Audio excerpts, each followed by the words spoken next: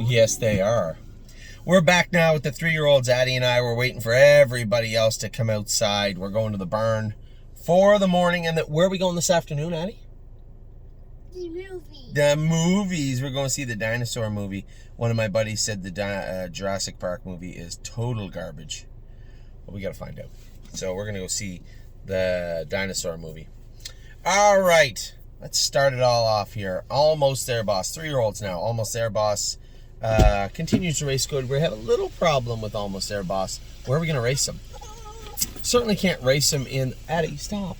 Certainly can't race him in the Prospect Series all summer. They don't race for enough money. You're not going to race Almost There Boss, right, redlining him for $6,500. If the classes aren't going to fill in Mohawk for him, they've written horses that raced in the Prospect Series class that went for $10,000 at Mohawk. That class should probably go at Grand River, no? I think.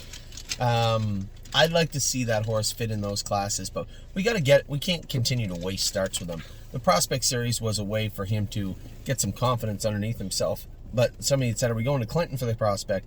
Can't really go up to Clinton to race for $6,500. Hey, don't do that. We draw the 6 or 7 hole and it's just a disaster.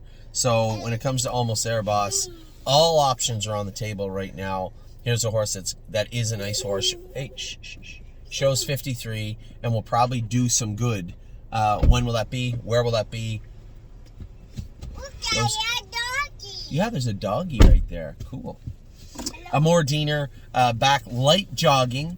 So the way Dr. Latessa had put it is, listen, Ollie, turn that down to 0 or I'll throw it right on the road and run over it.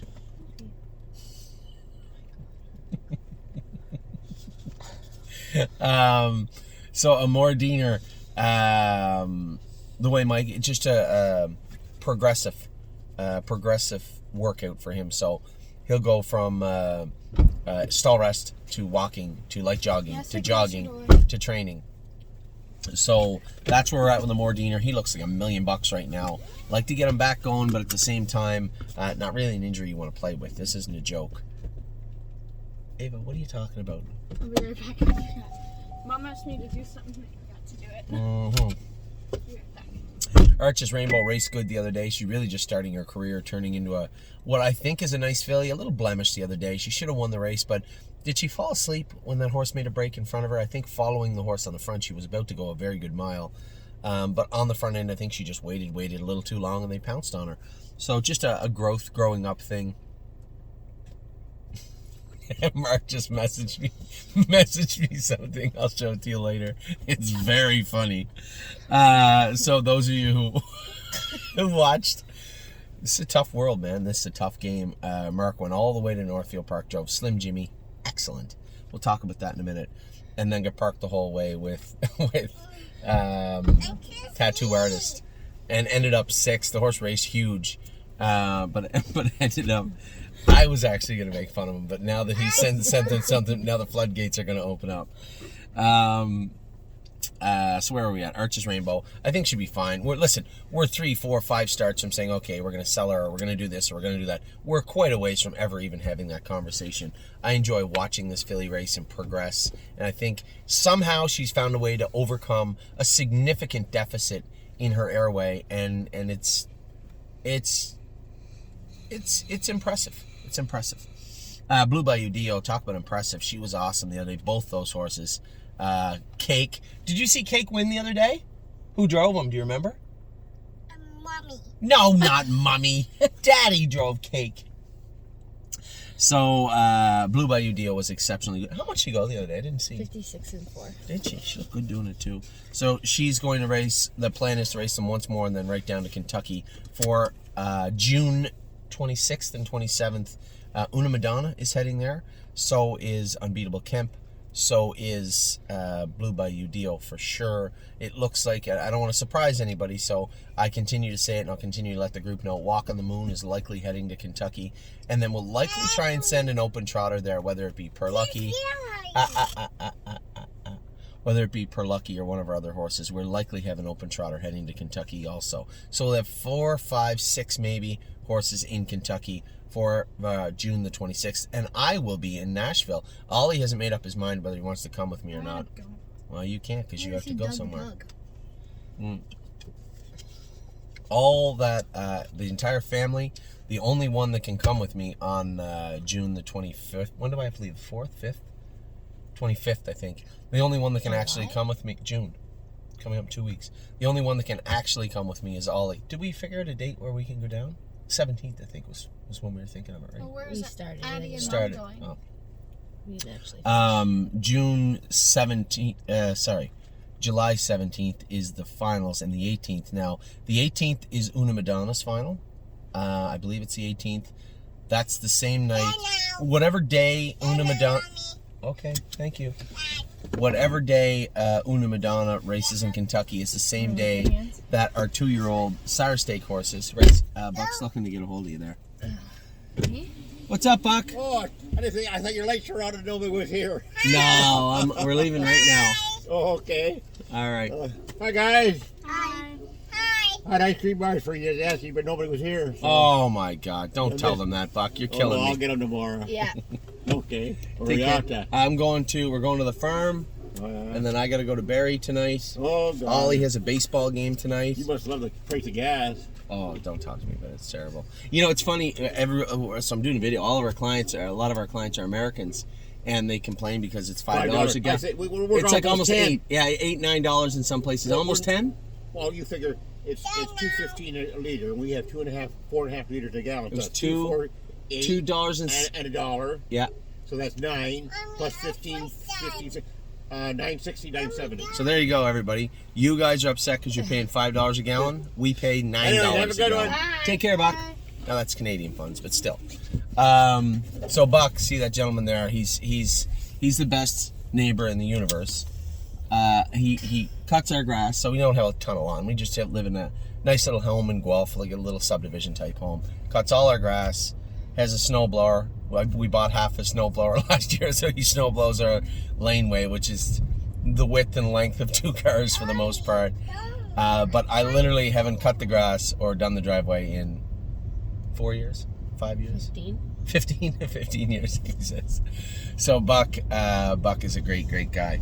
And he gives us ice cream. And he gives you ice cream. Where are we going? We got to go to one barn. I got to pick up papers for Silent Assassin to ship to New York. We have to get the health papers off of Bob Young over at First Line, and then we're gonna Where are we going? and then we're going to our barn to see Cake, and then we're going back home to go to the dinosaur movie, right?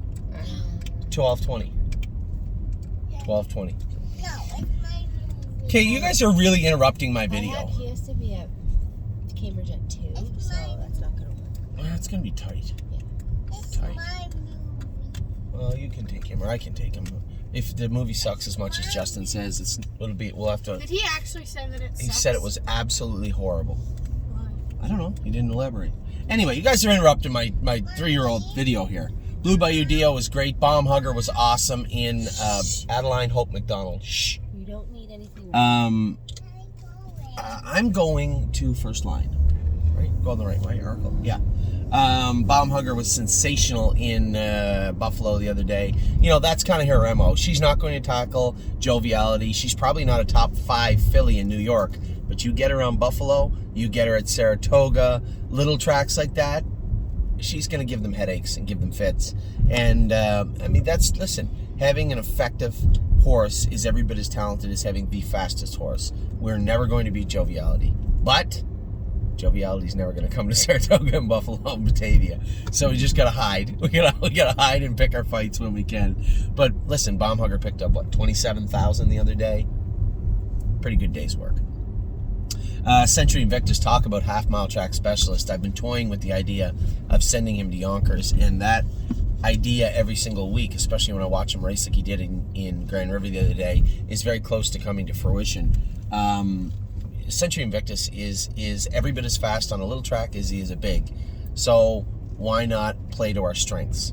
This horse will likely end up in Yonkers. When it happens, that's up for discussion. Dustin Hanover. Yeah, I said to somebody the other day, listen, it's hard to find good horses, and yet Adeline Hope and Ava, you don't shush people, all right? You be shushed. You're 11. You don't shush. You're a shushy, not a shusher, all right?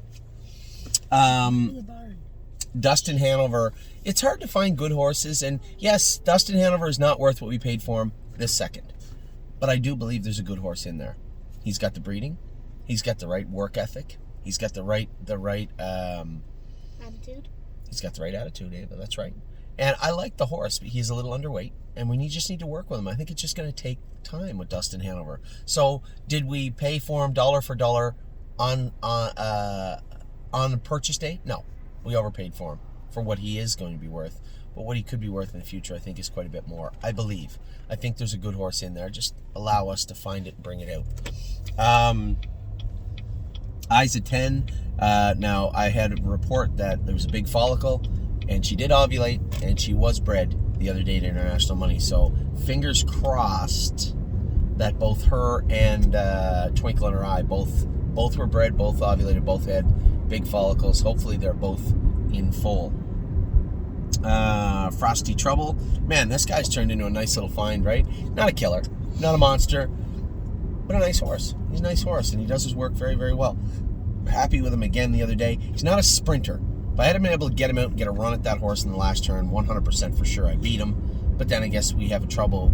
We're going to find a little trouble here very soon with classification for him. We bought him for that class. He's going to earn his way out of that class pretty quickly. And then we're going to have to make a decision. I don't know if he's a Buckeye horse. And the one kicker I have a problem with is they paid him into the fairs in Southern Ohio because that's where they were, right? Our fairs are not there. The two jurisdictions we pay into are not where Frosty Trouble is paid into. So there's that also. So we'll see. Two very different paths for Frosty moving forward. I think this week will define which one he heads down. Garden State Deal will remain out in the field. I just want to give this filly every opportunity to be the horse we expect her to be. We'll race her into the fall, into the winter, and then make decisions with her as we go along. Very nice filly, very well-bred filly, and I think there's lots to talk about with Garden State Deal. Gemstone Ruby Rose, a lot less to talk about, but nevertheless, she's an okay filly. I turned her out because I know in the fall we're gonna have a really weak maiden grouping, and it's always nice to have horses that can do. She's fast enough, and I really think that maybe she just needs to mature a little bit physically. So we did give her the time. Historically speaking, she could have been sold or kept. At that particular moment, I decided that maybe we were going to keep her. Grace, I think you're going to see, I think we found a few little things with Grace that may have contributed to her poorer outing last time out. I don't think she's ever going to beat Adair Castle and the likes of those horses, but at the same token, very nice filly. Even looking at her at a grassroots scale the other day was sketchy. You know, she didn't look like a horse that would just jump in and, hey, excuse me, that would just jump in and pound. No, you don't get Ollie's tablet just because you want it, young lady. You can watch it and be nice. So Grace found a few little things. Hopefully we're going to school her on Lasix. She didn't show maybe a few drops of blood the other day, but I do want to school her on Lasix, because if you see a few drops of blood in June, are you going to see more in August, especially if you're on a rigorous racing schedule? I don't know. That's a real tough question to answer, and it's very subjective to every horse, every trainer, every situation. But I think in our case, I think it's worth exploring. So we're going to school Grace on Lasix on Tuesday. Massive Profit, second and 53 the other night. I just got a message from, I love the way this guy thinks, Ross Leonard. He said, Anthony, I'm going to drop him down one more notch, because I think if we get some confidence into him and win that race, which I believe we can, at that point I'm going to try him in the Sire Stakes. I love the way this guy thinks. So I said, yeah, that's a great idea, Ross. I 100% agree. I look forward to watching him race this week. Great job so far, Anthony. I thought the horse raced great this week, and I think he's doing the right thing by him. So I'm very, very impressed with what I saw from him. Matt's MVP back jogging now. I just want to see him jog for a month and start him up training. I'd like to see those holes that were clearly evident there dissipate and disappear as we start to train him down. Miss Sophia Rose, she's a bit of a skunk at a tea party in our group, to be honest. You know, she's just a very mediocre animal that, listen, we have those too, but she needs to be dealt with the same way. I think Brendan needs to either move her somewhere where somebody can race her in Clinton and Hanover and those places, because it's certainly not feasible for the stable.ca to race Miss Sophia Rose in Hanover and Clinton. It just makes no sense. So probably just gonna move her to another trainer, Brenda's, or heed my advice and sell her, I suppose. Don't interrupt. Remember, we talked about that. So Miss Sophia Rose, it just is what it is. Brenda bred this filly, I believe, and had her all along. Wants to see her do good. She's just okay right now. 1-2 Skip a Few was good the other day. She wasn't excellent, but very good, and she's getting stronger, smarter, and her gait has really come a long way. We're going to take some of that weight off of her this coming week also. Just very impressed with what I see from her all the time. Very happy with her. Procrastinator, I was very concerned when I watched this race the other day. Did he flip his heart? What happened with the horse? Surely he didn't bleed. We just put him on Lasix, and he didn't bleed a lot at Mohawk, just enough to maybe get him on. I think therein lies the problem. Jason had trained him Monday on Lasix. Now, we did hydrate him, but trained him Monday on Lasix and then came back Friday with Lasix. And what happened was there was an electrolyte imbalance caused from the when you take Lasix, much like it's the exact same in humans. When you take Lasix, you pee a lot, right? And you lose a lot of electrolytes, and you try to build those back up through IV jugs and whatnot, and there's still a transition there. And I think the Monday back Friday was just too much for that horse. He raced on Friday, and he got the thumps. Now, as I said that out loud the other night in the video, I said to myself, I don't actually know the difference between AFib and the thumps, and it's a subtle difference. Obviously a big difference, but subtle in what it is. I was very I always wanted to go in there, and I never did. They got ice cream and treats and stuff in there. That lady runs to across the road, so. Okay, well, I don't know if you see her.